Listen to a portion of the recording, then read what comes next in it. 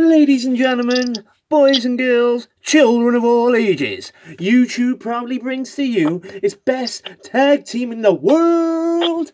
You got the phenomenal Tom Dorsey. You got the... You got the big muscle, Big Z, Johnny Hungy.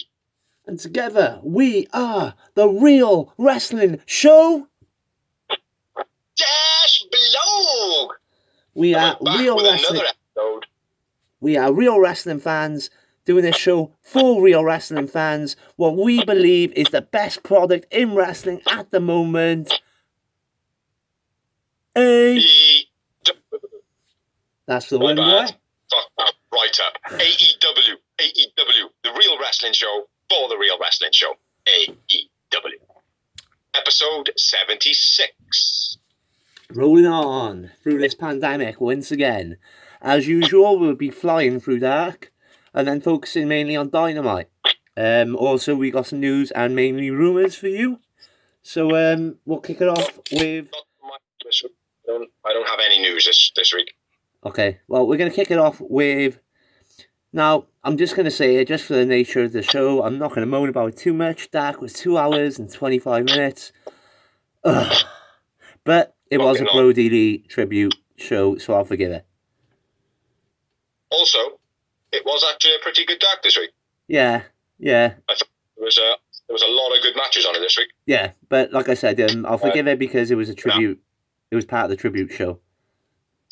Yeah, for 2.5 hours, yeah, definitely. Too fucking long. By a good hour and 25 minutes. Yeah.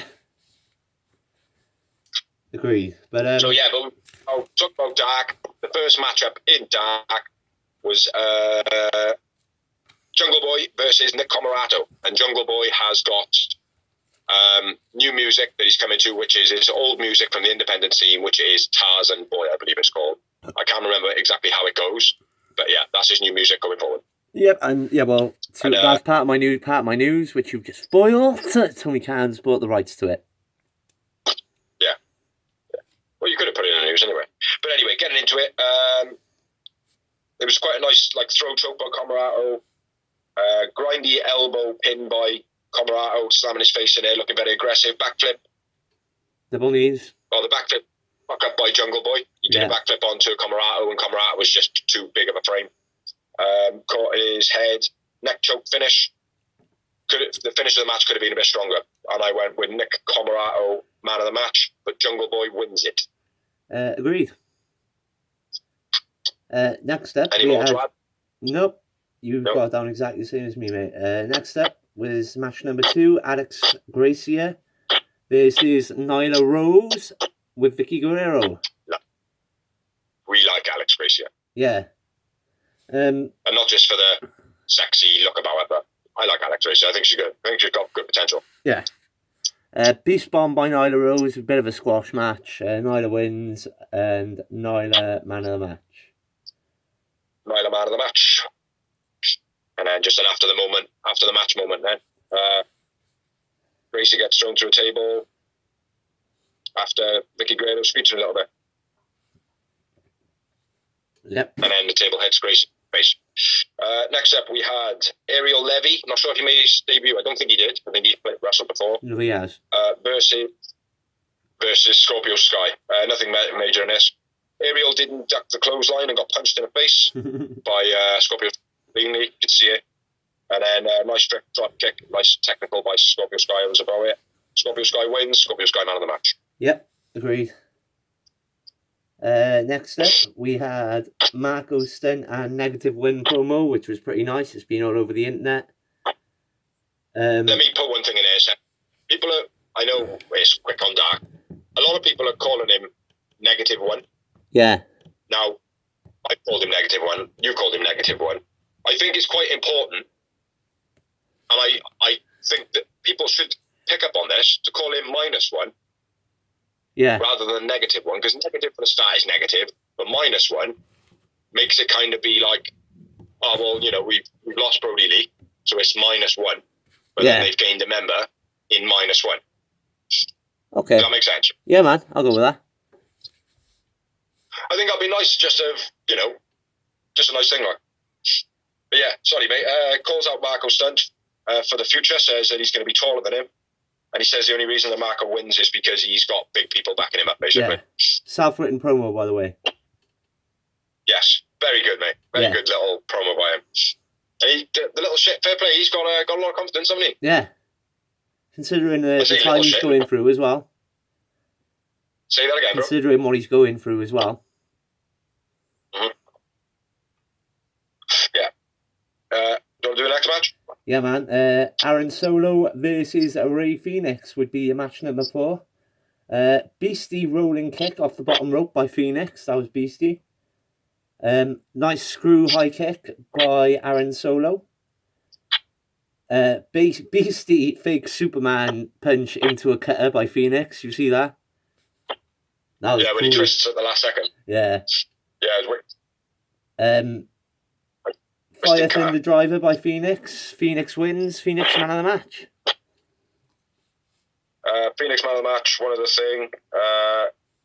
We pointed out sometimes where they do rope work and then they do arm drags, but they land on their feet, then do the arm drag. Mm-hmm. Phoenix this week pulled off a real fucking smooth one. So, yeah, well done on that. Next up.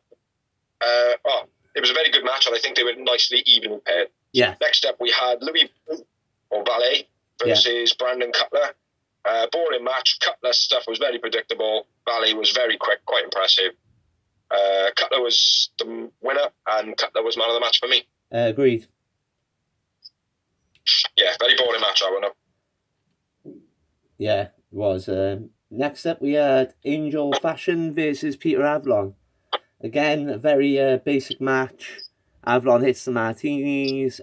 Avalon wins. And I went with Avalon man of the match. I didn't put down a man of the match, but I would imagine I went with Avalon. Yep, and then he obviously signs his picture and throws it on him. Yeah, it was a terrible match, though, knowing that Peter Avalon was going to win. Yeah. Next up, we had Ivelisse and Diamante versus Kylan King and Tasha Price. Now, Tasha Price, another one, quite impressed with. Yeah, I agree. She looks like, I agree, yeah. Very strange move off the rope by Ivelisse. Bit of a bump. Trap arm belly to belly by Diamante was nice. 6 submission by Diamante. They called it the Cuban Links, and that was the finish of the match. Ivelisse, Diamante win. I went with Kylan King, man of the match. I went with Diamante. I will say you could tell Kylan King and Tasha Price have never teamed together, or it was very waiting for the moves, like you know what I mean. Yeah, they did make a little bit of noise on that at the beginning, commentary, but nothing substantial through the match. Like, they're doing well. You wouldn't think that they've ever wrestled together or anything like that, or emphasizing they've never wrestled together. Yeah. So. But next up we had Mike Werner and Beer Country versus Gun Club. They should be called Beer Country though. That'd be cool. Yeah, Beer Country they're called. Yeah, sorry. Again, very basic match, good match, but I'm not noting that too much. Gun Club win, and I went with Billy man of the match. I went with Bear Boulder man of the match. Basketball bit that Gun Club did was a bit fucking shit. And quick draw finish. Yeah, quick draw finish wasn't very good this week either. No, it wasn't. It was so low, wasn't he? Yeah. I will at the beginning. I don't know if you noticed this.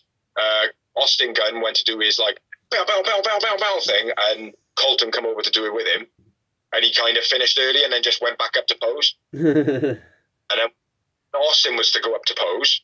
He just walked into the ring, and Billy was like, "Well, what's going on?" He was like, fuck it, don't worry about it." So maybe a bit of miscommunication coming on there, like, do you know what I mean? Next up, we had Vipress versus Shana. Shana's second match back, I believe. Yeah. Landed on her face in an angel wing stylish move. Vipress did, and that was the end of the match. Shana wins, man of the match. Yep, agreed. Worth noting, Shana, the reason she is back is because she has moved from France to America to keep her job, basically. Not that Tony can't threaten to fire her or nothing, just the fact that she wouldn't have been able to work if she stayed in France because of the pandemic. Yeah. Next up, we had Baron Black versus Matt Seidel, which would be match number 10. Again, very basic match, but Matt Seidel, again, on point. I'm enjoying every match he has, no matter who he's wrestling. Matt Seidel wins. Matt Seidel, man of the match. Matt Seidel, man of the match. Nothing spectacular. Seidel, very tactical in this match. Mm-hmm. Next up, we had the debut of Ashley Vox versus Thunder Rosa. Thunder Rosa fucks up the tarantula, but I think it was actually Vox that messed it up. Spinning flatline looked fucking terrible by Vox. Neckbreaker stiff by Thunder Rosa. Sick finish by Thunder. It was called the Fire Thunder Driver. Yeah. Thunder Rosa wins. Thunder Rosa, man of the match. Thunder Rosa wins. Thunder Rosa the man of the match. But I've written Vox was quite impressive for her debut. She was quite impressive. She was. There was a couple of moments in the match from her, I think. But, nothing to go, oh yeah, fucking hell, she's never wrestled before ever. Yeah.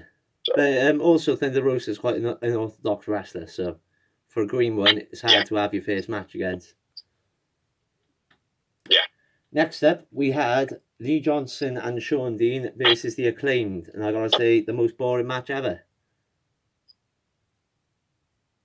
Just from the name, from the name of the match, I was just like, oh, can't bother, don't care.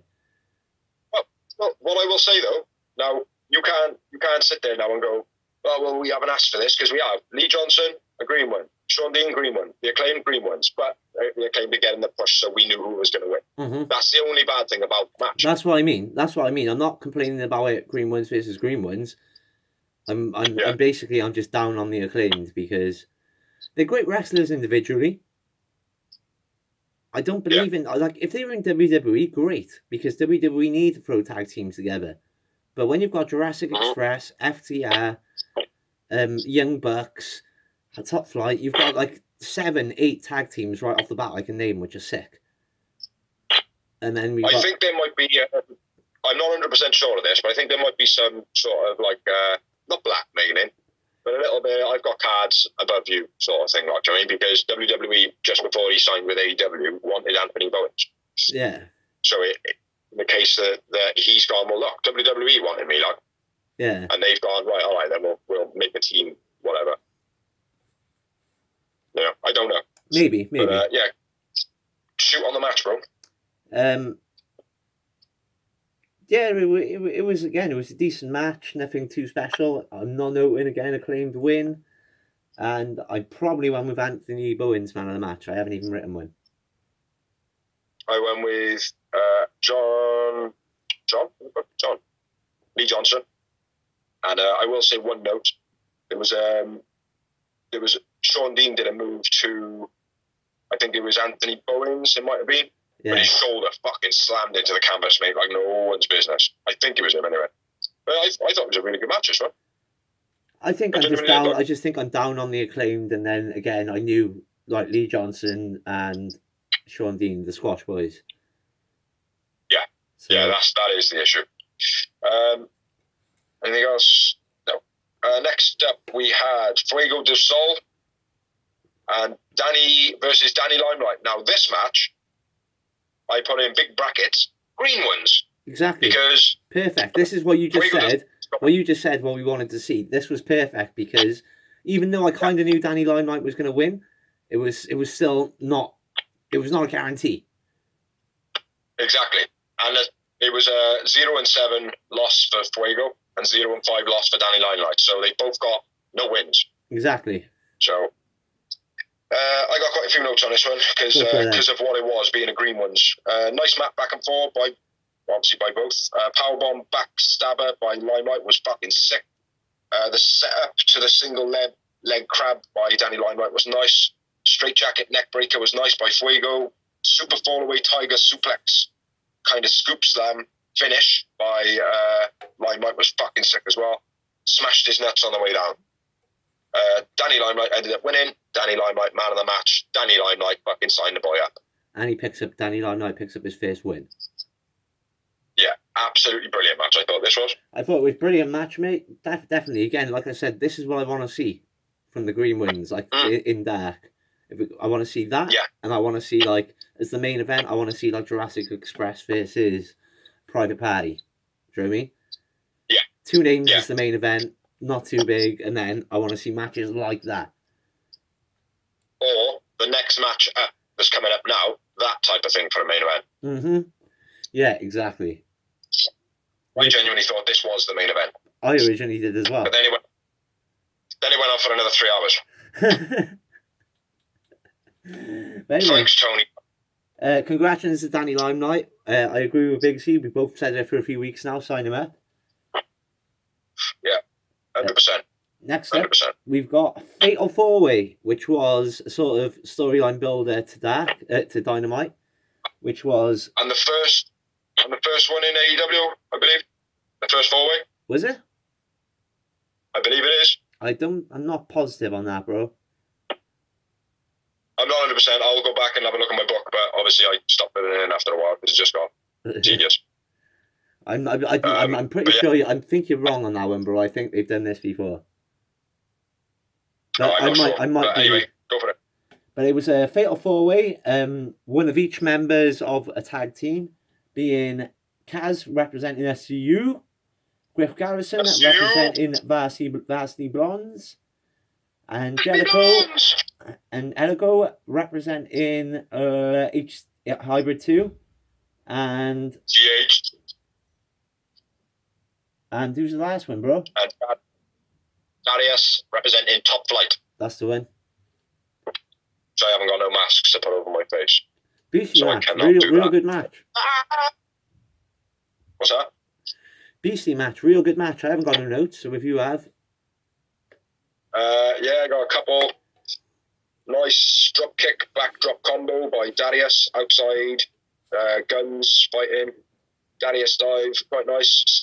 Kaz scoop, death drop, finish. Yeah. That was it. Kaz win. Kaz wins, yeah. Who'd you go with man of the match? I went with Darius. I agree. I went with Darius. Very impressive Top Flight. Top Flight, they've been very impressive, and for a first singles outing, again, very impressive. I did like the way it was obvious, but as well, the partners all brawled on the outside. That was cool. Big melee. That was nice. I think that was with the tags in the background being like, oh, well, it's one of all the tags, and the tags are out. You knew it was going to be a brawl. It's a good match. It was nice. Yeah. But I'm sure it was the first Ready 4-Way. But anyway, next up, we had Sammy Guevara versus Naka. First name Michael. Naka. Zawa. Yeah. With his old slippery oil again. Corkscrew dive from Sammy, but stiff, dodgy, angle slam by Naka, nasty go to hospital finish. Yeah, the go to hospital was very fucking mean. Yeah, the go to hospital was very mean. Yeah. Even I read that, I was like, oof. I went with Sammy G man of the match. Yeah, me too. Sammy G gets a promo at the end of the match saying, this year I will be champion. I'm not changing anything about myself because I'm already amazing. Why would I change anything about myself? And I believe everything he says. Yeah. And I agree with everything he says. Because the guy is awesome. New year. New year. Oh, say me. And then on to the mini main event of the evening. Which at first I completely forgot it was the Brody thing. So I was like, what a shit main event. Serpentico versus 5 when we've already had like the matches we've had. But then obviously I remembered, 5 was looking after Minus Win, what are you calling him? Yeah. Minus Win. Yeah. He was looking after Minus Win the whole of the tribute show on Dynamite, so we didn't get to wrestle. So, fair play. Yeah. And it was a good match. It was a good matchup. Definitely.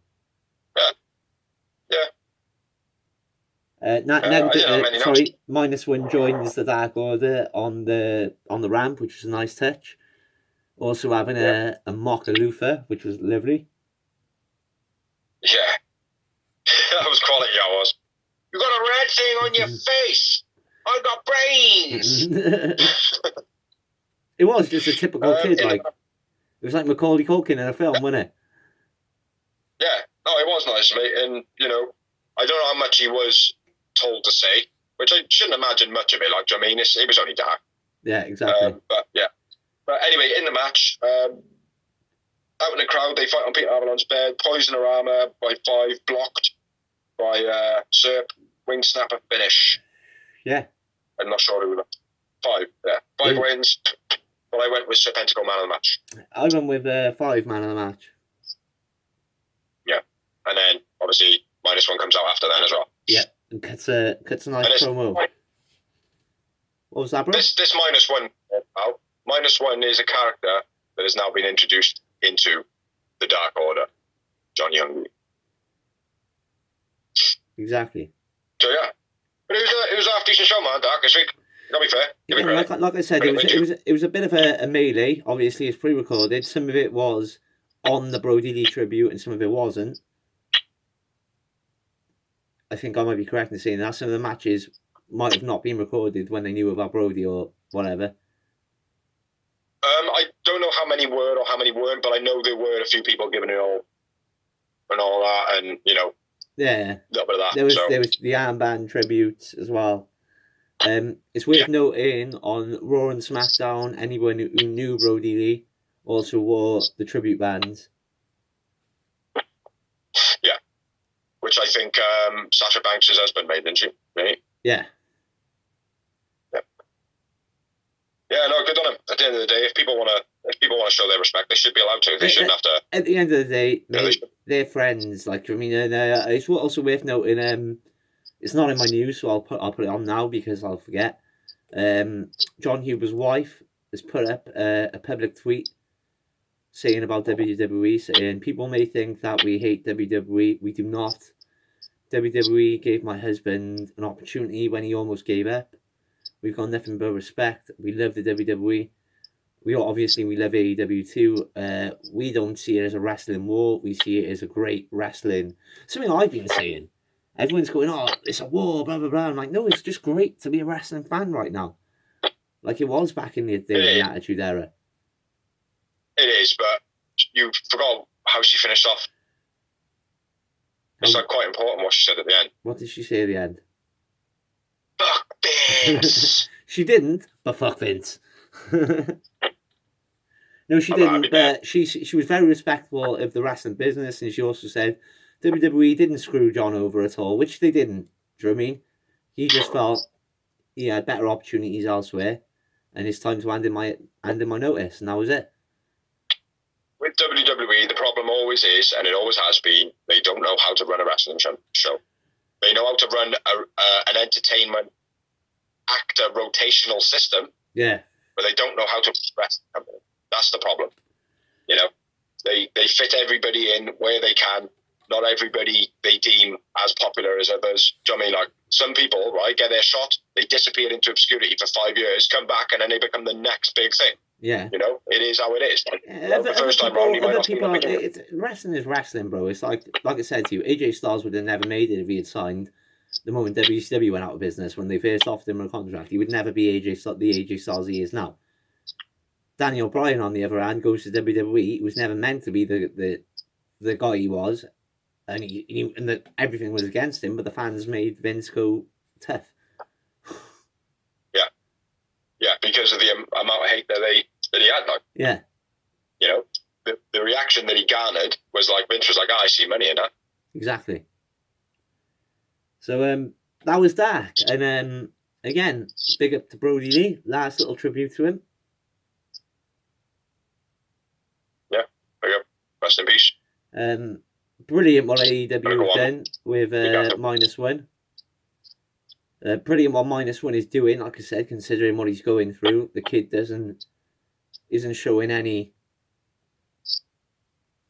negativity. The boy's not slowing down. It's only gaining traction.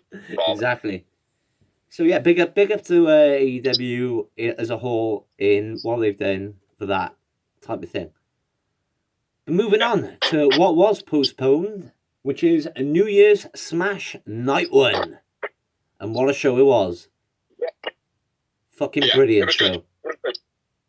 It was, man, it was. New entrance video to the show. Yeah. And I'll note it now before I forget to say it later on, because I noted it at the top of my page. They had a pretty good capacity crowd. I don't know exactly how many they had. I'm not sure of that. But they had there was quite a lot of crowd, and I noticed that in the Mox match, in the Mox bit. Yeah. But yeah, let's get into it.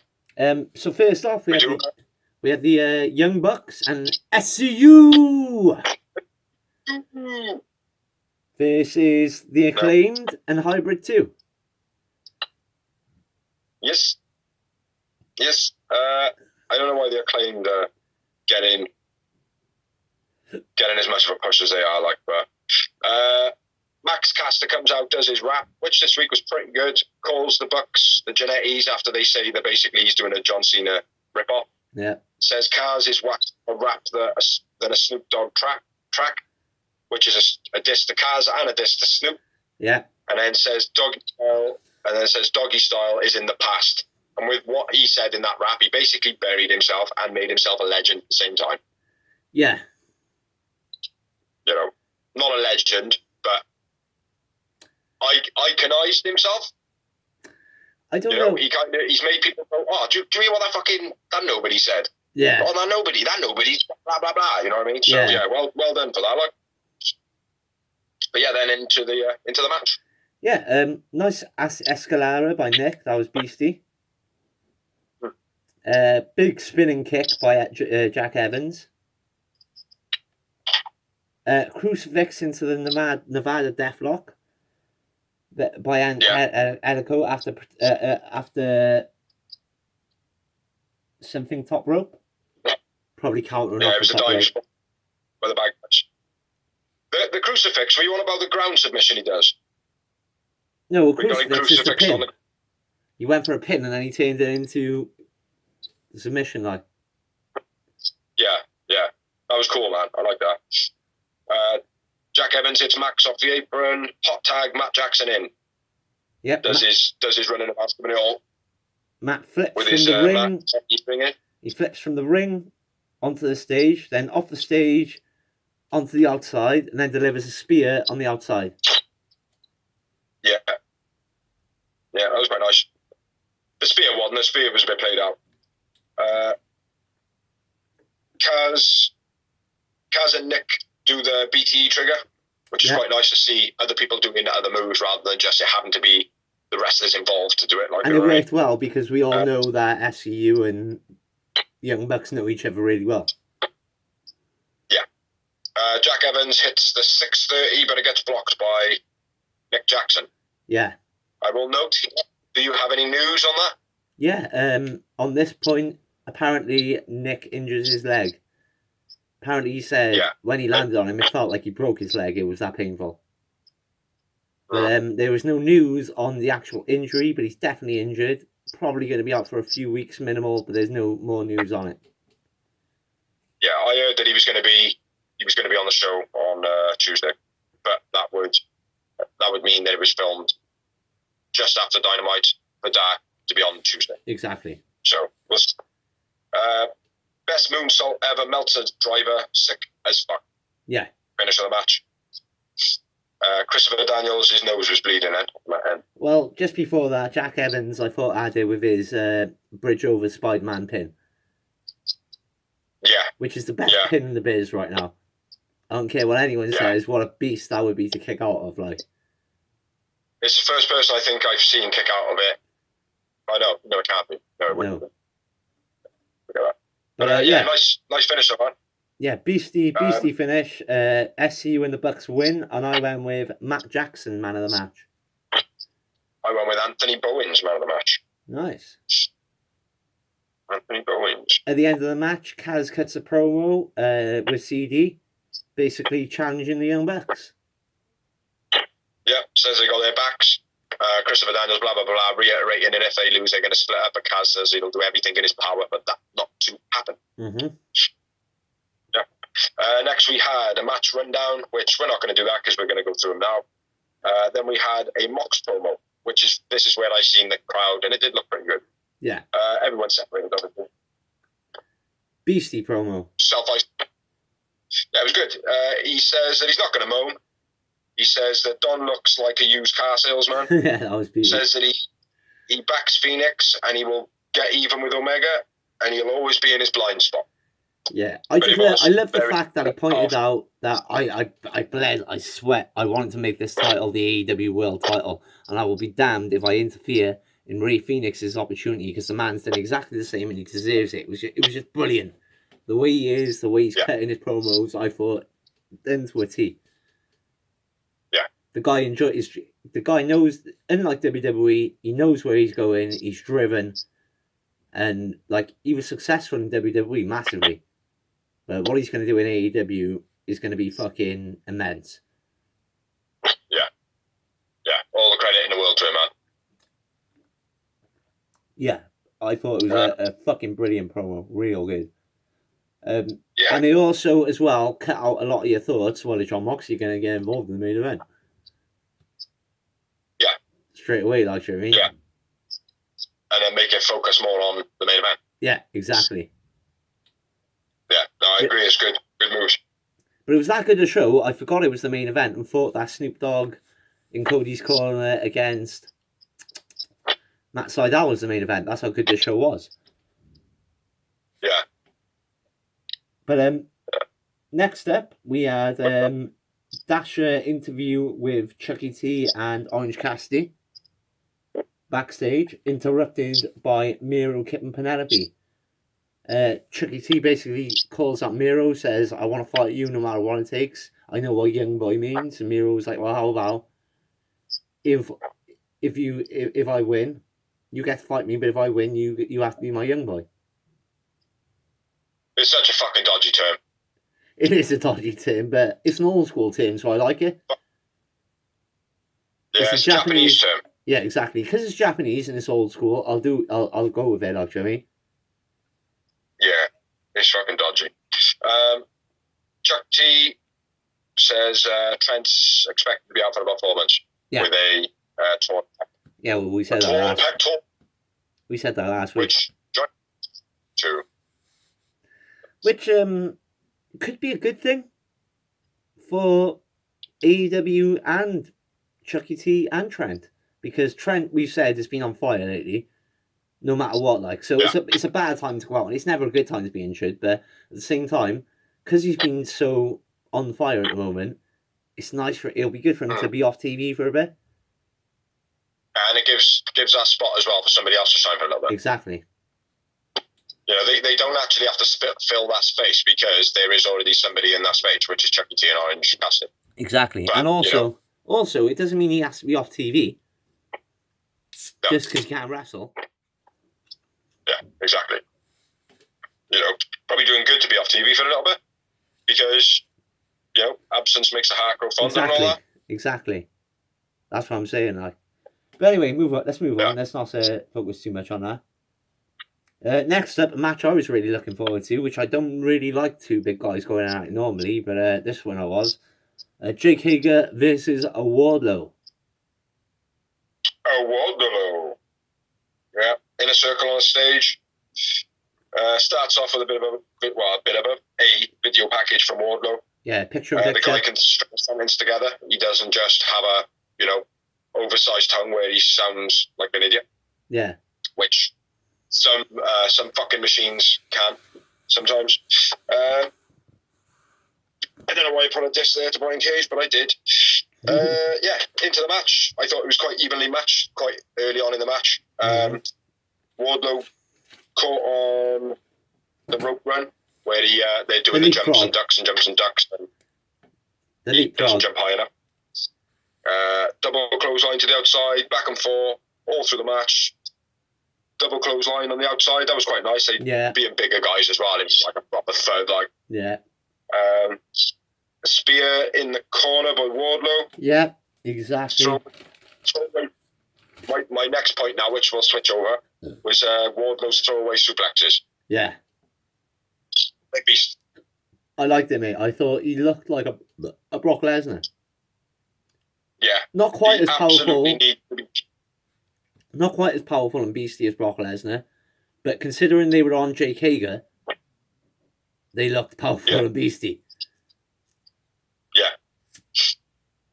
Yeah, he absolutely needs to keep those. He doesn't really need to make any more emphasis on them at all. No. Do you know what I mean?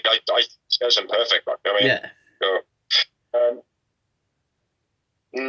both guys looking very blown up as well. They were like looking real tired. Like whether or not they were portraying that. Yeah, they would have been selling that, bro. They would have been selling that. That's part of the big guy persona. Yeah. A big modified power slam by Hager. Yeah. That was beastie. Wardlow knocks Hager off the ring into the railings. That was nice. Yeah. And then what's that? Something. Then a German suplex by Wardlow. Uranagi. Yeah. Uranagi. Then a German by Wardlow. That was beast. Nice swanton. Yeah, Wardlow hits a swanton, but Hager rolls through into his submission hold, which was nice. I thought that was the end of the match right then, and if they weren't so close to the ropes, I would have believed it. Yeah, me too. Yeah, they finished the match well. Yeah, gotta be fair. Yeah. Yeah, then it got a little bit of a scuffle. Then Hager's up in the corner with Wardlow, choking him. Wardlow drops down, slamming his face into the corner, which the camera didn't catch at all. He was on the top rope. You didn't mention. Sorry, I did say up on the corner. I should have said up on the top rope in the corner. Drops him down, slams his face in the corner. Hager's all dazed, gets hit by the F10, which I still think is a fucking stupid name. Yeah, Wardlow wins, and I went with Wardlow man of the match. Agreed, mate. I thought Wardlow was really, really, really fucking impressive. I expected him to be honest. He hasn't wrestled like out of anything. No, he's been MJF's henchman, hasn't he? That's the whole point of it. Yeah, I think he's just been training hard in the background, and they've just been getting him ready, like, you know. Well, he's big on the independents, and he was in the tournament. Let's not forget, for the world title, and that was impressive. Oh yeah, he was against Cody in the Hell in a Cell. Was it Hell in a Cell? No, Steel Cage. Cage match. Yeah, Steel Cage. Yeah. You know, so yeah, he's had his moments, but what I'm saying, he's not like a regular week-to-week wrestler. Yeah, but he wouldn't be. That's the whole point of it. He's the bodyguard. That's the whole point of it. At the same time, though, the first couple of matches that he did have, he didn't look ultimately set. Do you know what I mean? Like, he did look a bit green for what I think people wanted him to be. So I genuinely feel like they've pulled him back and they said, right, let's do a slow build here. We'll train you up. So when you do eventually have your kind of big moment, which I feel this has been it, the Hager. Yeah. I know he fought Cody, but still him being a bit green and just being like, right, let's throw you in the spot here for people to notice you. Because he didn't have a run after that, like. No. But this, I feel like was his moment, and I don't feel like he stepped a foot out of place, like, in this match. Didn't. No, there was the leapfrog moment. That was it. Yeah, and that, to be honest, that could happen to any two big guys wrestling, because the one's got to crouch down and their legs are like 18 feet tall. Yeah, exactly. And the other one's got to jump, and they're fucking 18 stone weights. Exactly. Do you know what I mean? So exactly, and it wasn't a bad thing. Like, I mean, they recovered quickly. So yeah, but yeah, awesome match, man. Yeah, awesome. Hager shows respect as well. They bumped this to the end of the match. Yeah, bit of a fist bump. Yeah, it was good. You know, in a circle, and a kind of like all messing around in the ring, blah blah blah, blah, hugging, cheering, blah blah blah, whatever. Yeah. Then we go on to another promo, which was Private Party, which I'll call him this time because there was a legend that rocked up, and I didn't even expect it, to be honest. When they were there, just like chilling, I thought, oh, here we go, here's my hat's gonna come up now. But then Mr. Snoop Double OGG rocked up. Yeah. Snoop. They got their bottle of gin. They're like, I got the gin, you bring the juice. And then Snoop Dogg rocks in and says, I got the juice, I got the juice. And then Matt Hardy turns up. Yeah. And there's the whole sign your lives away, lads. Yeah, I want 30% of the rights. Blah, blah. I thought Snoop would have got a bit more involved in this. When you shockers and all that, but he didn't say fuck all. I thought he was going to say something as well. Or Private Party go, well, let us just consult with Uncle Snoop or something like that, you know? Yeah, at least something like, but he didn't. He just stood there, which was a bit like, okay. I got what they did it because Private Party, Snoop Dogg, mixes. It makes sense. Yeah, and I believe Matt Hardy and Snoop Dogg have got some previous on WWE. Well, Snoop Dogg's a massive wrestling fan, full stop. It's like he's a Hall of Famer in WWE. He's been involved with WWE a long time, doing bits and bobs. I know. So. Yeah, I think he was linked up with Matt Hardy, is what I'm saying. Yeah. Yeah, it was a good little promo though. Yeah, it was decent. There was something like that. You know. But other than that, yeah. No, I thought Private Party did well in the promo. They didn't do any bad in the promo. No, they didn't. I just don't like them. You just down on them.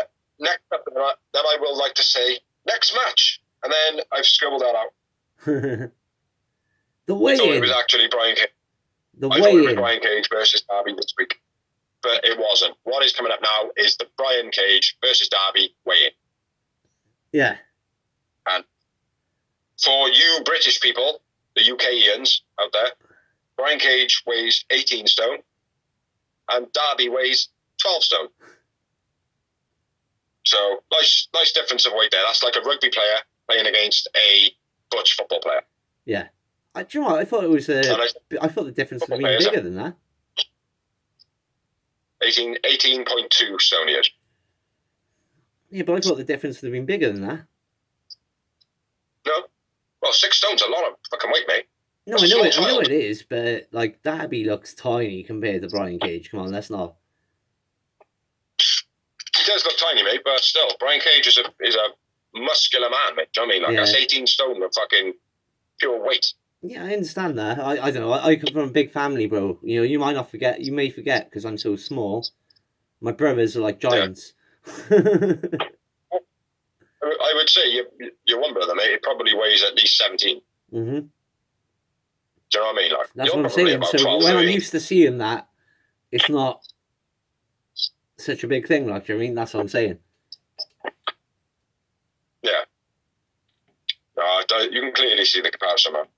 Anyway, the way in new TNT title is kind of displayed.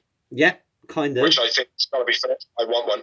Yeah, it's a beastie title. I mean, they're both beastie titles. That's not. The first one was amazing, but this one is. The first one was nice. I didn't really ever like the red. Really? Know? And it's nothing to do with like, Raw's red and stuff like that. It just didn't. It looked okay, but it just didn't pop. You know what I mean? Yeah. But the black one, it makes all that gold and silver all just fucking stand out so nicely. I mean, so, but yeah. Team Taz then go to fuck up Darby. Darby grabs a skateboard and he's like, come on then, you pussies. Well, I like the way they're playing him as well, because he was like, yeah, exactly like you said, he picked up the skateboard and he was like, we all know where this is going. Yeah. Yeah, so fucking come on in, let's have you. Yeah. And then the lights go out. It's Sting! Sting!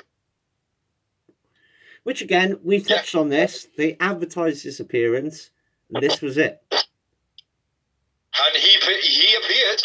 Yeah, but it pisses me off because don't advertise him if he's part. Like, this is meant to be a surprise part of the promo. Yeah. So now you've advertised him. We're expecting him at some point. We haven't seen him. You've mentioned him at no point. After that, we know he's coming out now. You're ruining it.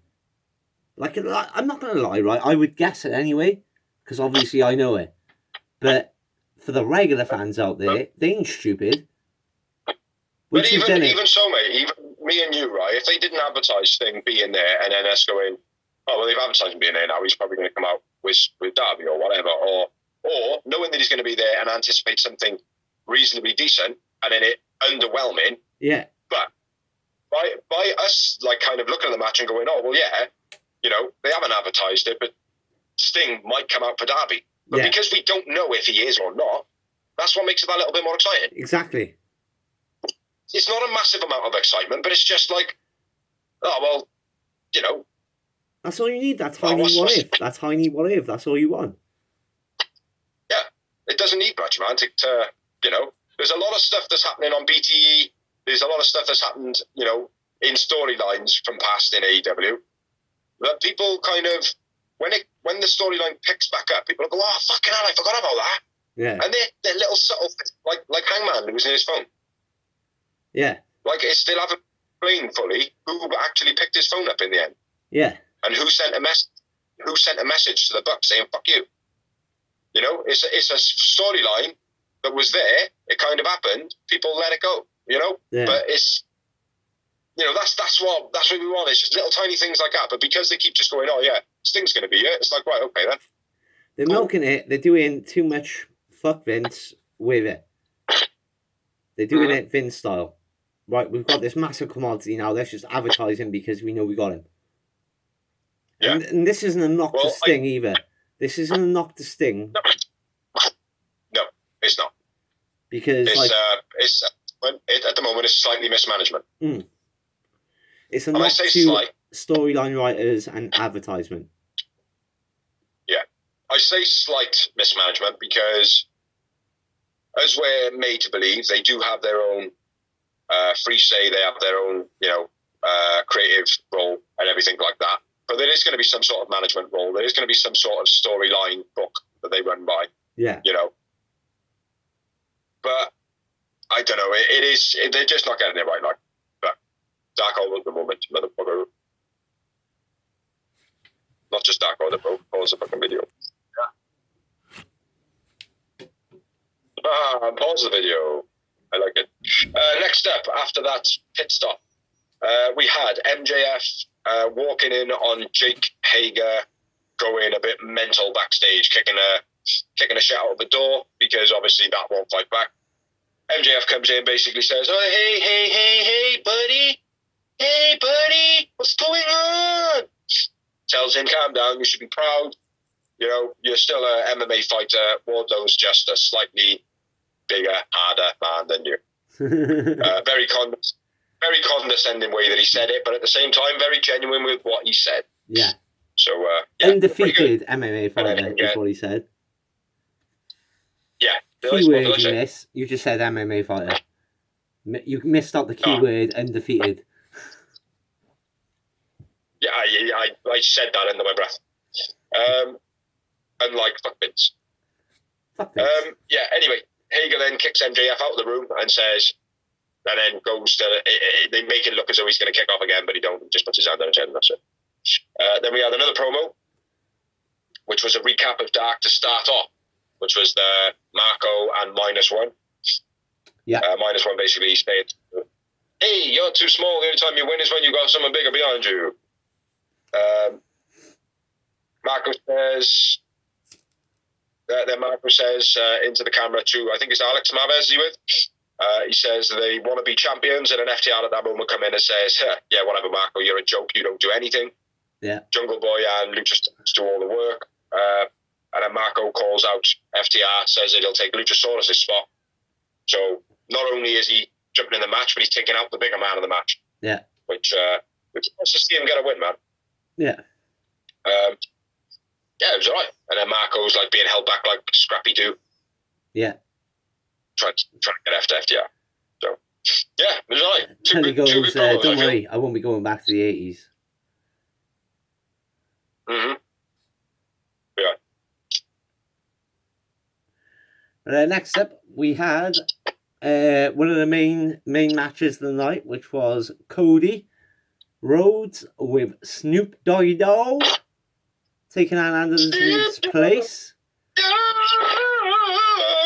versus one of the best in-ring competitors at the moment, I feel, Matt Sydal. As I've said, I wouldn't go that far. No, as an in-ring competitor, I've been enjoying his matches week in, week out. Mitch, you have your opinion. If you feel like he is one of the best competitors at the moment, say it. I just don't think so at the moment. I'm just saying, You know, as an in-ring performer, I'm just saying, at the moment, as an in-ring performer... You're so far up Matt Sydal's ass, you don't know where you stop and he stops. You say that about Phoenix. I'd say fuck Vince. Lucha Rose. Fuck Vince.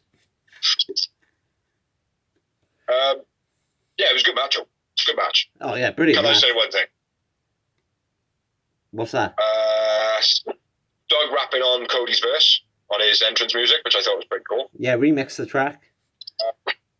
Other than that, what the fuck was Snoop Dogg doing? Even my missus says Snoop doesn't know what he's doing. He doesn't know where to put Snoop himself. doesn't know what he's doing.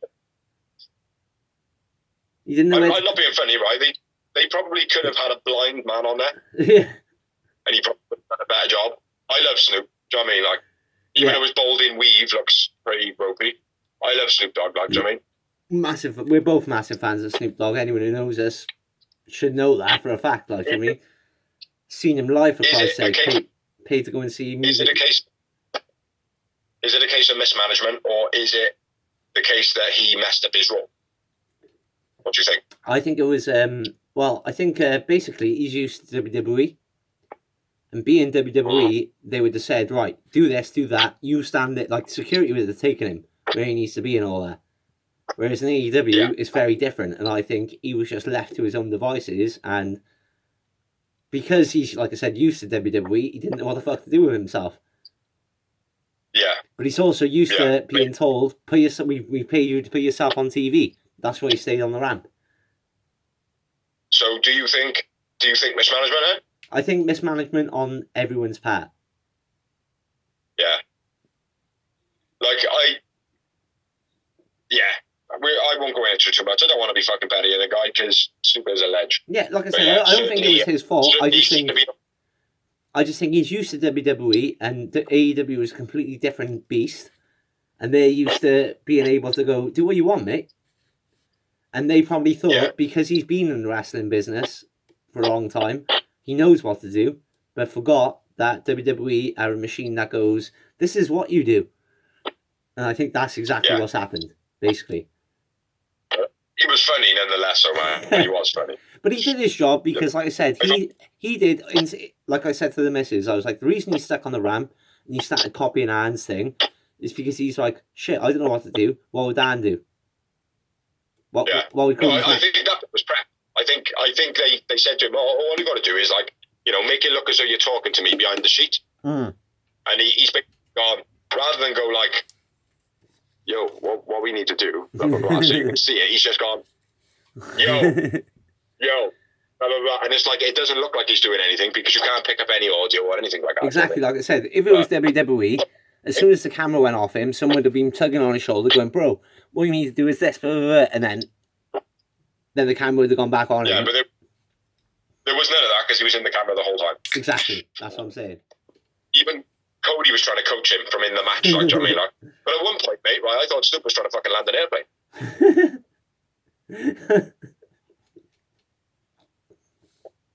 But one thing's for sure, Snoop Dogg is a massive wrestling fan. He's a massive celebrity. We're big hip hop fans, so big up respect. And he got involved, so. Yeah. But yeah, getting into the match. Snoop with the iron card on the outside. We just touched on that. A lot of my notes to start off is Snoop. Snoop with the iron card. Snoop kicks Matt Sydal. Did you see it? Did you see it? Did you see me? No, I didn't. When Matt Sydal was on the outside, and he was near the steps where Snoop was standing, and he was just about to lean in, and you can see, if you watch it back, you can see Snoop just go he hardly even moves his foot, and Sydal kind of goes,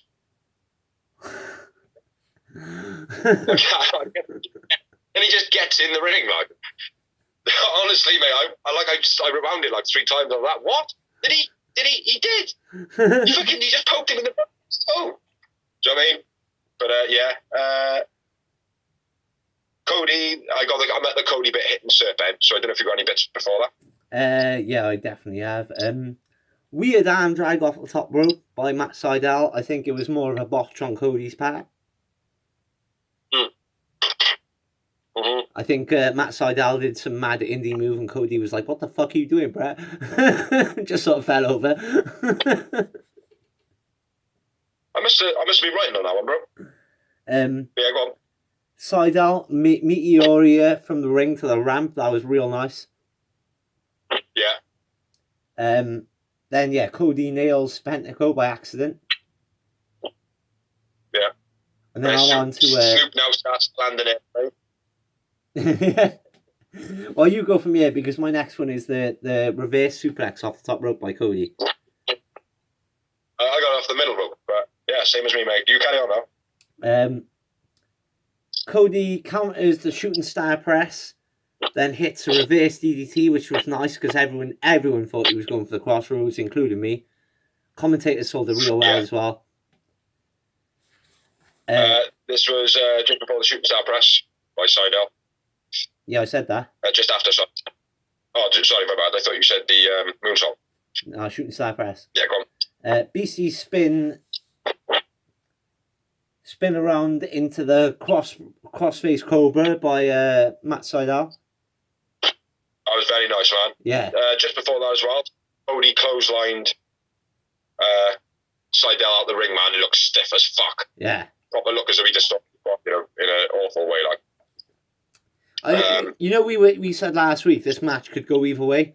I think it went the right way. Yeah.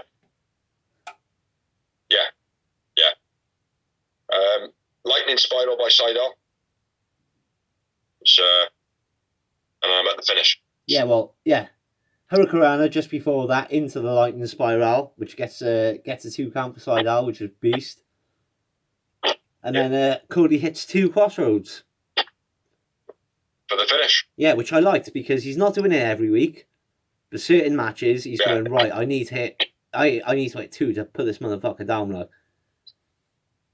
Yeah, and it needs that sometimes, like, because people on, obviously, the online society and shit like that, they're all like, oh, everyone's kicking out finishes, It's like, well, yeah, like, most people's finishes in WWE are average moves. Yeah. Do you know what I mean? Like, we just did a DDT. Yeah, but he just did 4 DDTs as his standard moves. Do you know what I mean? Like, so there's no kicking out of specials, and there's no kicking out of finishes. If you really want to go on to it, like, every single wrestling move has been a special. Yeah. Like, even a clothesline. Yeah, exactly. Like, but it's necessity. It's not about, oh, he's hit his finisher, now it means that the other guy can't get back up. Well, why doesn't it? If you haven't hit him with 14 other moves, why the fuck should he get back up? Yeah, exactly. If I just pile drivered you and then pile drivered you, and then I did my finisher, which is a fucking bulldog. Do you know what I mean? Like the poo dry drivers? Why do you think people get pissed off when, fuck Vince, Goldberg comes in, does 3 spears and a jackhammer, and the match is over? Well, I'm not being funny. If you got hit by 3 spears and a jackhammer, it'd probably hurt you. Yeah, it probably would. But, like, I mean...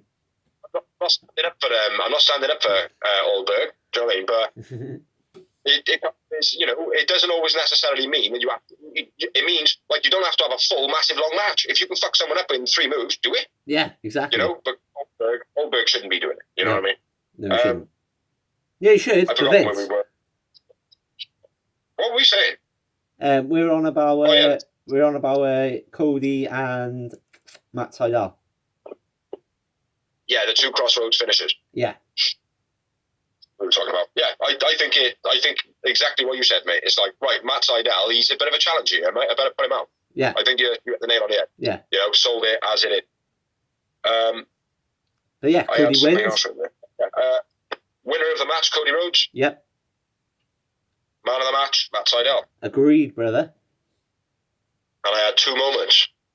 And I doubled you, and I had 4 magic moments. Going back to the first match, I had 4 moments in the first match. Yeah. How many did you have? The first match, I had 5 moments. Bucks SEU acclaimed TH2, and Hager Wardlow, I just had the 1. And Hager Wardlow, I had 3. No, 2, sorry. Yeah. And in this match, Seidel, Cody, I had 2, and Seidel, man of the match. And I agree with you. I had Seidel, man of the match, and I had 4 Yowie Wowie moments. Let me just take this time as well to say, fuck Vince. After the match, Serpentico and Luther attack Cody because of Cody attacking Serpentico halfway through the match by accident. Yeah. And then Snoop Dogg obviously tries to be fed up of landing airplanes. He tries to be one. Yeah, the worst. I love Snoop Dogg. He's a G. He probably knows it. It was the worst splash ever. Even told him, bring him forward a bit. Yeah, and Cody should have been like, no, jump. Yeah. Do you know what I mean? No, we won't move him forward because then you'll look like a little girl doing it. Jump. Yeah. But terrible. He landed on his knees. He landed on his elbows. You know, there was nothing kind of... Well, not being funny. If Snoop probably did a proper frog splash, he'd probably fuck himself up. Well, that's what my missus said. She was like, give the guy a break. He's really old and he's not a wrestler. Like, and he's like a giant piece of spaghetti. Do you know what I say to that? Fuck Vince. Don't do the fucking spot. That's what I said. That's exactly what I said. Well, if you can't do it, don't do it. Don't do it. I wrote Snoop splash on Serp, big smiley face. And then Snoop runs off after the match doing high fives to the commentary. Obviously doing his bit for coronavirus. Yeah. Two parts on this. Again, they were promoting, which we haven't mentioned, the Big Show, which Snoop Dogg and Cody are hosts of. Two of the judges. Not like the Big Show. The other one. Yeah. Television show. Yeah, it's a television show called The Big Show. Big Show! Either. It's a different Big Show. Sorry, bro. But yeah, it's worth noting they were promoting that, and that started right after Dynamite, I believe, or the next night in America. Can we get it on UK TV yet? You know? I do not know. I haven't got a clue. I would assume not. Right. I would assume not. Yeah. Just because it's a wild American TV talent show.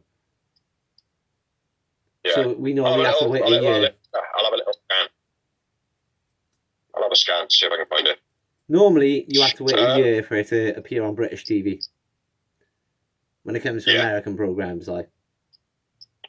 You said two things. Unless you said one, this match was promoting the Big Show. Yeah. And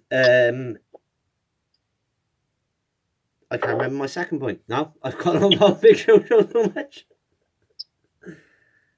Moving on. Yeah. I'm sure you'll come back to it now in a sec. Anyway, let's move on then. And if you do remember. Yeah. Next up, we had the crazy ass looking motherfucking Abaddon. Looking as though she's getting like unhealthier by the week. Versus Shida Hikaru. For the AEW Women's title. I think I love her. What's that? For the AEW Women's World title. Yes. Yeah, I think I kind of love Shida. Everyone loves Shida, bro. She's wicked, man. I love her, mate. She's awesome. Anybody who's got a penis loves Shida. I just want to spend to her, like. Yeah, she's awesome. She's your dream girlfriend if you're a wrestling fan as well, like, because she's a wrestler. Yeah. She's into dressing up in the cosplay and all that. Yeah. Oh, yeah. Yeah. But it all going on. Yeah, basically. But let's have a 5-second silence for the Shida. Oh. Anyway. Ooh, yeah. Abaddon attacks Shida on the ramp. Shida hits her in the face with a kendo stick. Nice shot as well, fair. Yeah, hell of a shot, straight across her face. And then, into the match, my first note, biting Shida, throwing it into the guardrail. Very stiff.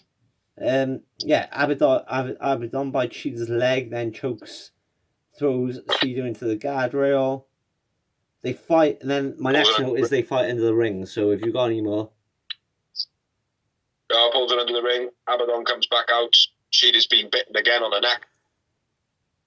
And then the next nice move for me was Abaddon off the corner doing a jumping backwards facebuster, kind of Xbox style. Yeah. Quite nice. Nice leg takedown, facebuster type move by Abaddon as well, trapping a leg around the neck and then falling back. That was quite cool. Yeah, I called it like a Russian leg DDT type thing, wasn't it? Yeah, that was beast. It was very cool. Then they had a bit of a ragging each other's hair back and forth on the floor. Which, if it was Shida and some other one who didn't look like a demon slug, would be quite sexy, but kind of wasn't.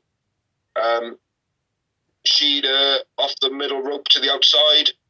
She did like a step through dive out, so that was quite nice. Yeah. Off the second rope to the outside, that was beast. Yeah, head to guardrail, Shida to Abaddon. She kept on banging her head, and she was genuinely banging her head on her bars. Superplex, Shida, and finish, man. Almost. Yeah, Tamashi for the finish by Shida. I went with Shida wins, and I went with Shida man of the match. I went with Abaddon man of the match, and I had 2 moments. Agreed, I had 2 moments. I wasn't too keen on the Abaddon Bray Wyatt bridging thing. I'm just sour on this whole match. I hate to be a broken record, but they did this already on Dark, and if they hadn't done it on Dark, it would have been perfect. We've said about this so many times as well. I know, and I hate to be a horrible bastard, but guess what? Tony Khan is meant to be this legit, massive wrestling fan like me, yeah? And he knows his history. When he just repeated history within 2 months... It was longer than 2 months. Longer. All right, well, the company's only been going a year, so it's happened less than a year ago. Yeah. So for a historian, that sucks, for a start. And you're doing it on Dark the thing is, already. It's a different entity. Dark and Dynamite are a different entity. I get where you're coming from, 100%. Like, do you know what I mean? You know, when they first had their match, she just kind of stepped on her like she was nobody, and now they're portraying her to be this big demon. She did sell the gimmick. She sold the gimmick, but she beat her. She stepped on her. So why would you be intimidated now? That's what I mean. That's exactly right. That's why I know where you're coming from with that. Like, you know. But like I said, the whole thing was sold perfectly. Everything was done amazingly. But being a hardcore AEW fan, I didn't believe in it. I hope the feud goes away now, though. Yeah, because definitely. There is enough substance in it. Like, it was. I don't even want to say, it was an okay match because, like, it was what it was, but there was just far too many spots in what should have been at least a decent wrestling match. Well, for a start, the biting gimmick, right? Everyone ragged out WWE for doing it recently with Shayna Baszler. She done it about 4 months ago. So for all the people which going, oh, well, WWE rip off AEW storylines. Well, technically AEW just completely ripped off the WWE storyline. It didn't go well. So don't do it again for a start. Yep. But it was sold poorly as well because when she came out of the ring, you could tell it was just blatantly just paint rubbed on her neck. There was no bite there. At least when WWE did it was leaking with blood. If you're gonna have someone bite somebody, you've got to make it look reasonably real. You know, you certainly can't have someone bite someone in there be blood. Do you know what I mean? I'm not saying that, but it's got to look the part. Like, do you know what I mean? If you're gonna do it, there is explanation for it though. It's like, oh, she spit cheat on the neck. Oh, well, you can't say anything. Where's all the blood come from? Well, it come from Abaddon's mouth. You knew it's there. It's been there the whole time. You know, oh, she spit her leg. Where's the blood come from? Well, again, it's in Abaddon's mouth. Do you know what I mean? Like, because she's got a blood back. Yeah, I know. I understand that, but I don't know. I just didn't like it. Yeah, I don't. I want the feud to be done now, though. Yeah. I want it to be over. But moving on to next week. To the Dorsey bit of the evening. First off, we've got TNT title, Darby Allin versus Brian Cage. Well, looking forward to that. I think that's going to be a sick match for both opponents. Chucky T versus Miro. If Chucky T loses, Chucky T has to beat Miro's young boy. Is Chucky T going to get injured? Find out next week. This match, really looking forward to. NWA Women's Title match. Serena Deeb versus Tay Conti. Tay Conti of the Dark Order. Yep. Tay Conti cuts a promo during this part saying basically, I'm bringing my friends, which is the Dark Order. Yeah. And she's got a Dark Order t-shirt on.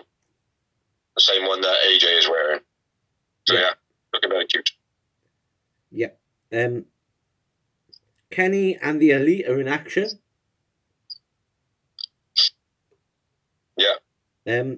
FTR versus Jurassic Express.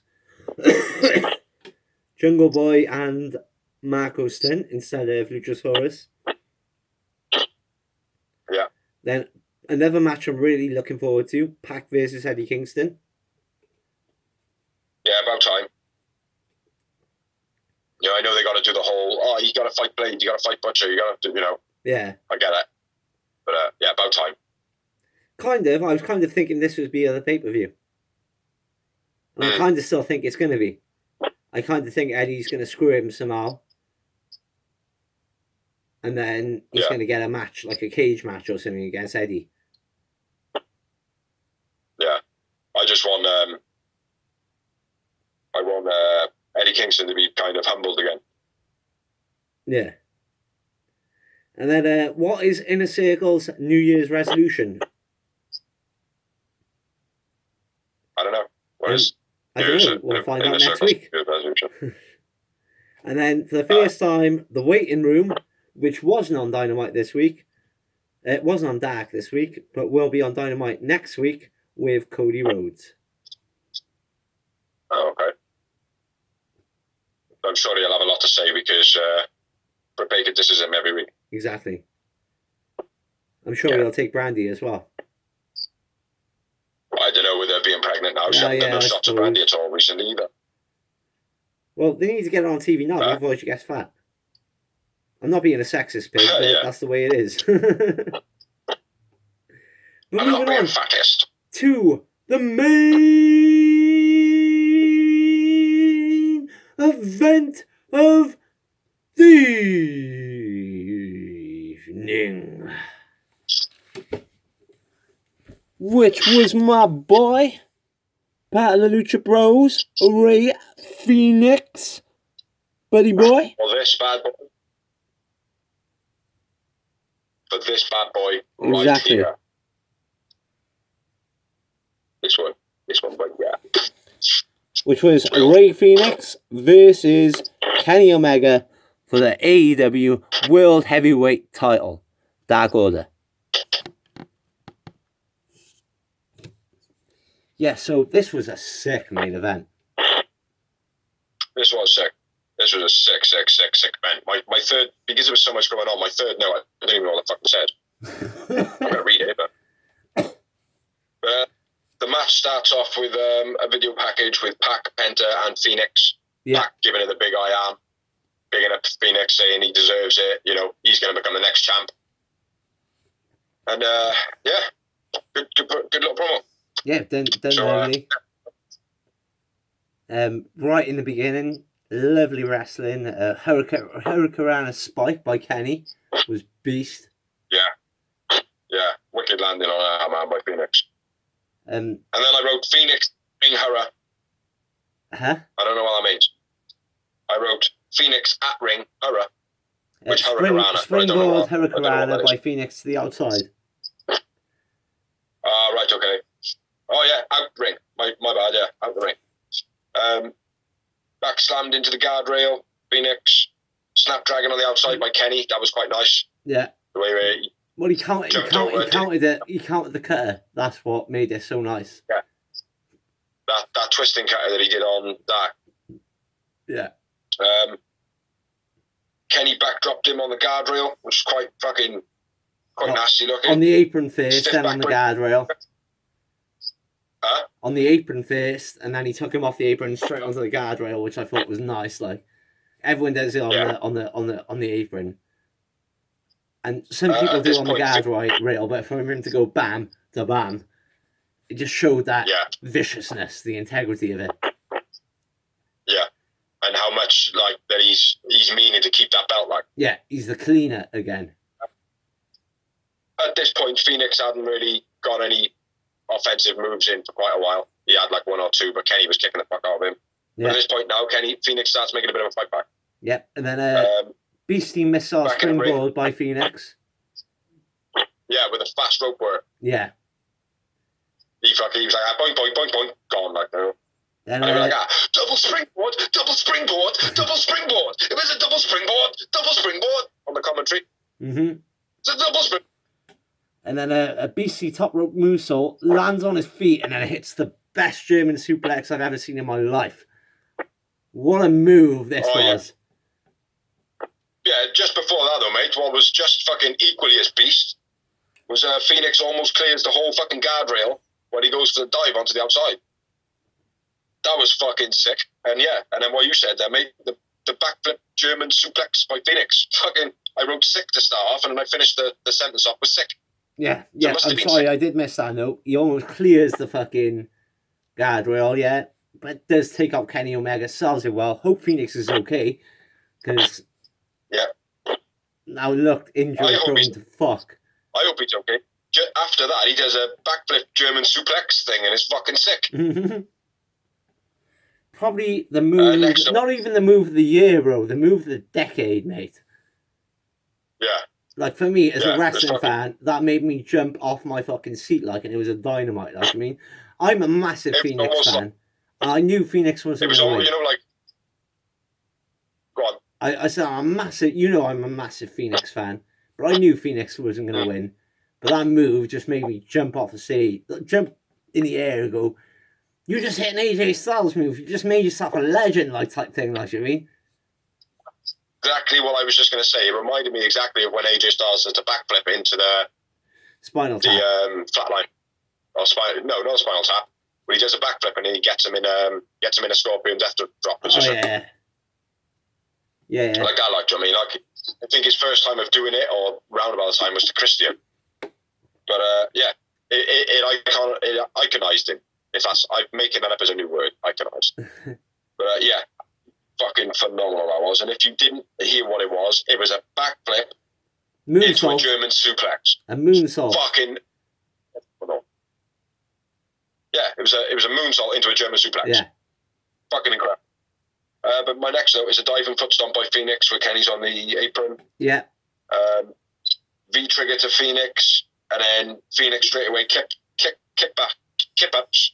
Well, just before that, they had a knife edge chop one-upmanship. Yeah, my bad, I forgot. I was supposed to write that down. And yeah, it was quite brutal. It was brutal, and then Kenny Omega, typical cleaner, dirty heel move, goes for the mask. As a luchador, obviously you automatically cover your face, and that's where he gets the advantage. And then, Phoenix takes a B trigger, but nips up and hits a super kick out of nowhere. That was beast. It was fucking beautiful, that was. Yeah. At one point, Phoenix jumps off the corner. Yeah. And I showed trying to touch the lights. But the fucking height he got on, like, just to take whatever move he took. Which I think I think he took like another V trigger or like a European uppercut or something like that. But he jumped fucking well, man. I didn't see the need in it. Because there was no move that he could have pulled off from that height. You know what I mean? Frankensteiner by Phoenix then. Fucking brutal. Yeah. Outside to in cutter. So he comes from the outside of the ring into the inside. Does cutter, that's Phoenix. Quite nice. Yeah. Are you with me? Yeah, I'm with you. Next note, Fire Thunder Driver. Yep, you had the power bomb, gets a 2 count. And then you go straight into the B trigger. Kenny Omega, that is. Yeah. It was a beastly power bomb as well. Fair play. Yeah. Yeah, it was, man. It was like a Kevin Nash power bomb. He pinned him on it. Yeah, that's what I mean. It was like a Jericho Kevin Nash power bomb, like. It was like a wide swing, and then he just kind of pulled him in for the pin, like. Yeah. Yeah, nice, man. Phoenix counters the one-winged angel with a reverse hurricanrana. That was beast. I know it's done before, but I just didn't expect it in that moment. Yeah. Which, again, big up to the competitors and big up to AEW. And then Don Callis distracts Ray Phoenix at this point. I didn't write that down. Yep. He starts distracting Ray Phoenix. Kenny gets the advantage for a little bit, but then he goes back onto the outside, being Phoenix, and gets the advantage back. And super cutter from the apron to the ring by Phoenix was beast. Like I said, I've been knocking the cutters, but if they done like that, who gives a shit? Yeah. And then the Fire Thunder Driver by Phoenix. So I'm at where you're at, bro. Brutal, that was. Yeah, beast. The angle Omega hit the ground were fucking brutal, man. You know, cleaned the floor with him, no pun intended. Phoenix stomping Kenny in the face. He's getting a bit looking like he was getting frustrated. A couple of stamps. Yeah. Say stomps, no. Well, they were stamps of frustration. Frog splash onto the knees. Which he jumped so high, he actually was sick. I will say, it was an Eddie Guerrero tribute. Yeah, my bad. I should have wrote that down. But yeah, the frog splash onto Omega's knees actually made Phoenix sick. It wouldn't surprise me. The height he got and the way he landed. You could see it. Camera. He spewed. Did he? Yeah, when he took it, as he raised up, just big dollop of spew come out of his mouth. Well, certainly looked like spew anyway. It could have just been like a load of build-up of spit, whatever, like that. He certainly dropped it all over the ring. Yeah. Yeah. The counter from Phoenix is whatever it was going to be, whether it was going to be a cutter or some sort of diving over the top bulldog. But Kenny Omega caught him and then hit him with a fucking brutal Tiger Driver 95. Yeah. Like 99. One-winged Tiger angel. Driver 40. A one-winged angel, you mean? No, he hits him with a Tiger Driver, first of all. He Okay. Phoenix top of the corner and Omega catches him in like he got his arms Yeah, like in a kind of back and he's up in the air. And you're right, I didn't write it down, it's my bad. You're right. Yeah, and then he hits him with a one-winged angel straight after that for the finish. Yeah. Boosty main event. Fucking amazing match. Kenny Omega, still your world champion. Now you all know why I'm a Rey Fenix fan. And Rey Fenix man of the match. Yeah. Me too. Rey Fenix. And I had a high-scoring motherfucker on this, and I went with 12 yowie wowie motherfucking moments. I went with one less with 11 yowie motherfucking M&Ms. And it's worth noting, I've watched, because I'm on Furlough, I watched the NXT's main event, which was Finn Balor versus Kyle O'Reilly for the world title, for their NXT world title, which I'm a fan of both as well, as you know, Biggs. And AEW pissed all over it. No offense to Finn Balor and Kyle O'Reilly, because they put on a great match, but fuck me. The German suplex alone, the moonsault German suplex alone pissed all over it. Yeah, good. That's what we want, man. Well, you're going to have to rush this on a minute, because my batch is dying and I'm going to have to rejig my camera, so we'll do it in a break. But yes. At the end of the match, Don Callis cuts a promo. Let me stop you. One-winged angel for the finish. In the replays, you can see the Phoenix actually kicks out of the move in the pin. Yeah, I wasn't sure on that. I didn't check it back, but he does he? He actually gets his arm out. Awesome. And his shoulder is clearly off the mat, 100%. Awesome. They didn't make a big commentary, didn't mention anything about it. No, they mentioned it once or twice. They go, I'm sure he got it off. And then one of them, I think it was Jericho, was like, no, he clearly didn't kick out. And then moved on. Yeah, he did. He did kick out. Happy days. That's awesome. After the match, Don Callis jumps on a mic, gives it a whole general hoo-ha. Do you want to do this bit? Because you probably got it written down a bit more about what he said. But I just got the Butcher Blade next coming out of that. Yeah, so. Butcher and Blade have attacked Pac and Penta in the background, leaving Phoenix on his own. They go to attack Phoenix, and then Mox's music hits. Mox makes a save with a bad boy at bat. But then, surprise, surprise, NWO / Bullet Club / whatever you want to call them show up. Sweet. Gallows and Anderson. Now, I know you want me to rush this along, bro, but I got to touch on this, right? People are like going, oh, it's just the NWO, it's just the NWO again. It's not. It's completely different. Of course it's not. Because it's done very similar to the NWO because they are a clique, they are all best mates. But the difference is Gallows and Anderson are legit signed to Impact contracts. Yeah. Whereas Scott Hall and Kevin Nash were signed to WCW when they were on WCW. That's the difference, people. That's what you gotta get. Yeah. We've got a bit of a mobile camera now. Yep. But anyway, so Gallows and Anderson, the TNA Impact World Tag Team Champions, invade AEW and help Kenny Omega taking out Phoenix. Then the Varsity Blondes tried to make the save. Then the rest of the Green Ones in the front of the crowd kind of jumped in. Yeah, I called it the Green One House Clearance Sale. That's kind of what it was. All the green ones rushed in, and the house was cleared. Yeah. The Green One House Clearance Sale. It was just a big ball of squash. Yeah. With the water put into it. Fuego gets chucked through a table. Yeah. And then the Young Bucks went down and kind of stopped the brawl. Kind of do, oh shit, man. He dropped his beer, everybody. He dropped his beer. Again. It was him. He did it. Never me, but him. Did you drop your beer, Dawes? Did ya? Anyway, moving on. Young Bucks kind of went down, calm it down. Griff Garrison grabs one of the Bullet Club and the Young Bucks automatically super kick him. Because as they would do, being boys. Without it whatsoever. Go on, don't worry about the camera, bro. I'm trying to set up because I got it. And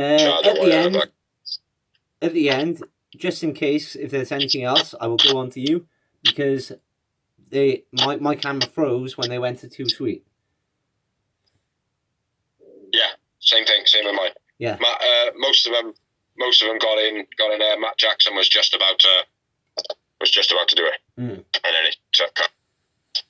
Yeah, so same with me, broski. So yeah, that was Dynamite. I thought it was fucking sick. Yeah, it was. And I think wrestling fans need to calm fuck down and just watch. Yeah, you better calm the fuck down. And just watch. Bitches. You're going on like, and people are like going on about like Bullet Club, like AEW are just throwing this together, like they've never been mates before in the past. Yeah. Well, people don't know the history though. That's the thing. It's over more than one brand. Like, do you know what I mean? So it's quite difficult because people generally don't watch all wrestling product stores. Now, this is not a dig at you, but sometimes you do over like. I know you watch all the wrestling, like, but some people do have other things to do. My point on this though, bro, is if you're an AEW fan, surely you've watched BTE from the beginning, or. I caught it halfway through because I didn't really realise that I needed to watch it, and then I went back and watched the catalogue. But I can't do that with Impact, and wrestling fans are not going to do that with Impact. I'm not saying to do it with Impact. It's a bit different though. It's a bit different to it was say back in the day. Like now you go on the internet and it's all there for you. Like you don't even have to research it. But you're not seeing a point. Like you need 2 hours. You need 2 hours of just to watch Impact. Then you need 3 hours to watch Raw. Then you need 2 hours to watch SmackDown. If you're not into it that much, listen to me. If you're not into that much, you just will read the spoilers, don't you? Yeah, no, I get that. I understand that, like, but a lot of people. What I'm saying, my point being, is like the Good Brothers coming over now. Some people won't know the history of even the first time they were in Impact. I know it because I watched Impact. So I'll say now, I haven't watched Impact that regularly now, but I still know the history. I know what it is, but some fans just don't know it because they haven't got the time to watch that much wrestling. You don't, because there was no history in the beginning. Luke Gallows and Anderson didn't meet each other in Japan until Japan. Yeah, no, I get that. I know that, but they were in Impact. No, Luke Gallows was. Yeah, and Anderson was. No, he wasn't. They were in it for a short time, mate. We're together. No, Anderson's made his name in Japan, bro. He's never been to Impact. He was in Impact a little bit. This is his first stint in Impact now. Huh? This is his first stint in Impact now. I don't think it is, mate. I'm pretty sure it is. Not Gallows, Anderson. Yeah. No, I'm sure the brothers were on it before, bro. It was only a short stint, but they were on it before, when Matt Hardy was still there. They might have done a short-term thing, but I can't remember. But anyway. Massive. It wasn't like a long storylines. But anyway, let's move along. Because we're sidetracking on how too much of a fan I am. Pause that shit. I'm back now, moving on to the news and the rumours. Well, kind of mainly rumours. Yeah. Cody Rhodes. Cody Hall no longer with MLW, even though he signed a contract and he never wrestled for him. The owner has come out and said that there's no problem. It just didn't work out with the pandemic going on at the moment. They're still open to talks, and everything's cool between both parties. Who was it? Cody Hall. Scott Hall's son. Razor Ramon. Right. I just didn't catch the second name. AEW and NXT ratings. AEW go 662,000, which is a massive drop from last week, which is expected though. Due to American TV as well. I'm not sure. I didn't quite read what it was, but there was basketball or something going on as well. Which is a massive taker. NXT. It was. What was going on is fucking the Americans were storming the fucking building in America. Oh yeah, that was it. NXT rose massively, but still didn't beat NXT with 641,000. Yeah. Nick Jackson suffers leg injury on Dynamite. We're not sure to the extent of it, but he'll probably be out at least 3 weeks, I'm hearing. Apparently I heard that he's back next week. Yeah, well, that's it. I don't even believe these retirements and anything anymore, because I announced fucking, what's her name? Jazz was going to retire. And now she's been on Impact for the last 2 months, so... Yeah. Well, she did put it out there saying she was going to retire or whatever. Yeah. Apparently it's part of her retirement tour. Tony Khan secures the rights to Jungle Boy theme track, which he uses on the independent scenes and he used on Dark, was it? Which we said? Yeah. It's his new ring entrance music as a solo wrestler. Yeah. Also, touch on that, Tony Khan also bought the rights to the song that was played along to Brody Lee's tribute. Oh, yes. Yeah, so he now owns that as well, so that tribute will forever live. Which I think is fucking A-okay by me for Tony Khan, so fuck awesome. Vince. Fuck Vince. And hey, Tony Khan. Big up Tony Khan.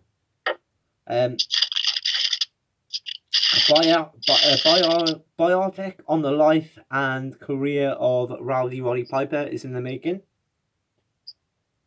That's the Dark Side of the Ring, is it? Or I'm not sure. I didn't read it too much on it. I just read the headline and wrote it down. My bad. I've been busy as well. Even though I'm on Theodore, I've still been doing other stuff. Yeah, cool. I was just wondering what. Jerry the King Lawler's contract is expiring on January 10th, which is basically the next couple of days. WWE. Yeah, Jerry the King Lawler, you know.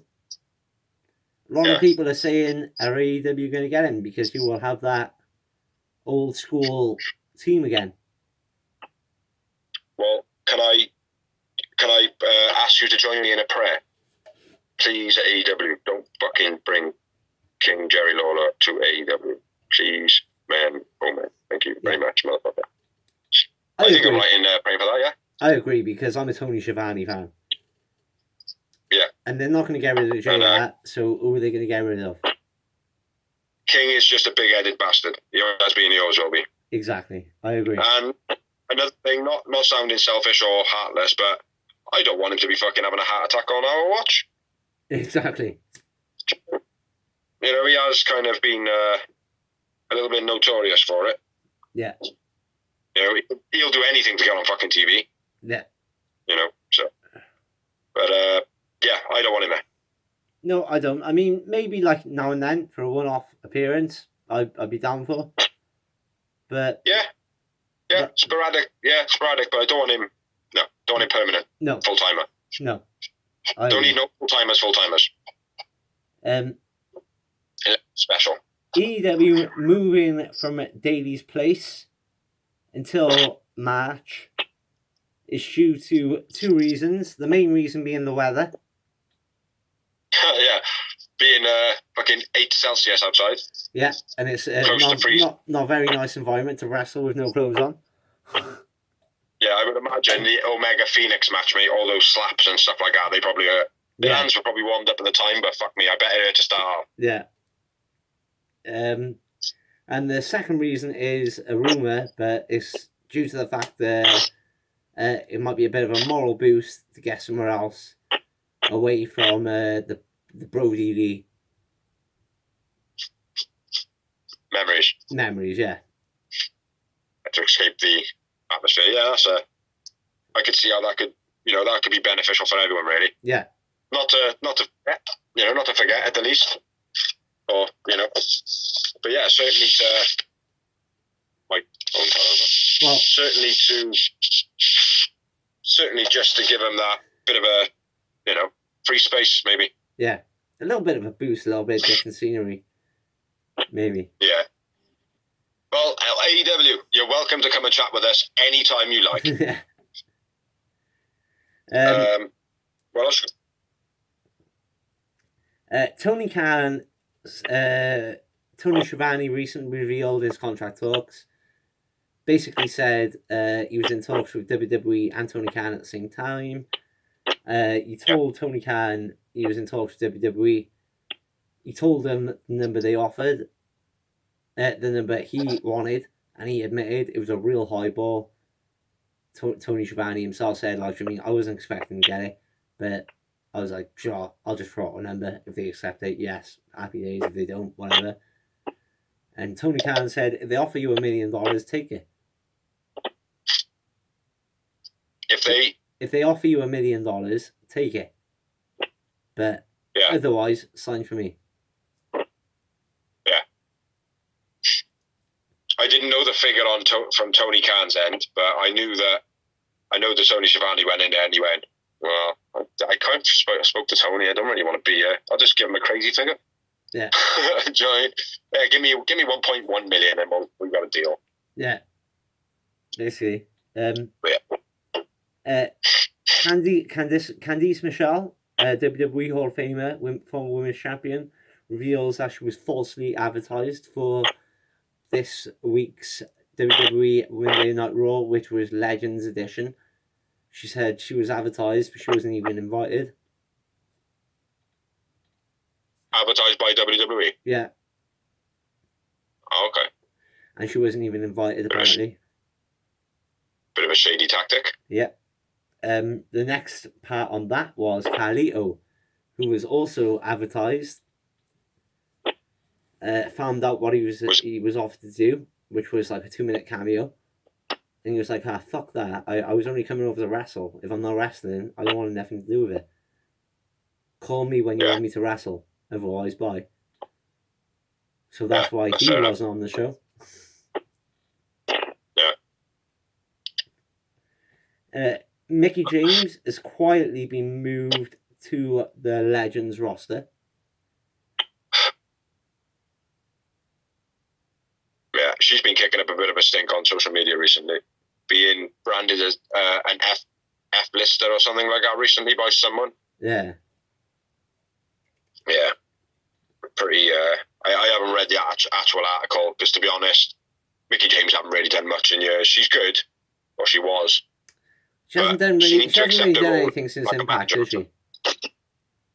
since the Impact. Yeah, exactly. Basically, going back to WWE, she just went back to be a jobber. Yeah, I got 2 bits of news, but at the same time, WWE took back Mickie James when she was in a bit of a high run in Impact, like they always do. That person's getting popular. Well, let's take them, kill their momentum, okay? Yeah. And then we'll put them in a cupboard. Yeah. You know, actually, we'll put Mickie James in the Legends cleaner cupboard. Yeah, fuck Vince. Yeah, two bits of news. Fuck Vince, completely. 2 bits of news. Sabu is recording or being filmed for 2 episodes of Dark Side of the Ring. Nice. Not sure what they are, who they're filming for, who the story is on, but he's apparently filming 2 episodes. My other bit of news has just gone off my head, so crack on. X-Pac hasn't wrestled since 2007. Says the reason being he's not had. He's been suffering with some injuries. He's having ACL and meniscus surgery soon. Whether that means he can return to the ring or not, he doesn't know yet, but he hopes to. But this has been surgery he's needed for a long time. Also, he had hepatitis C. Yeah, also that, yeah. Bit of a blood disease is kind of contagious, so... Yeah. But apparently he's been cured of that, no? Which I didn't know you could be, but maybe. I can't think of the other bit of news, so crack on. And my last bit of news is ROH re-sign Mark Haskins, Bandido, Amy Rose, and Bateman.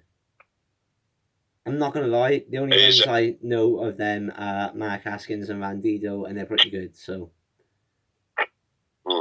Good news for ROH. Yeah. I did have one more bit of news, man. Sabu. Can't remember the other bit for the life of me. But there we are. Never mind. That was plenty of news. I'm sure it'll pop up next week at some point. Yeah. That's the end of it, isn't it? No more news? Yep, that's it, man.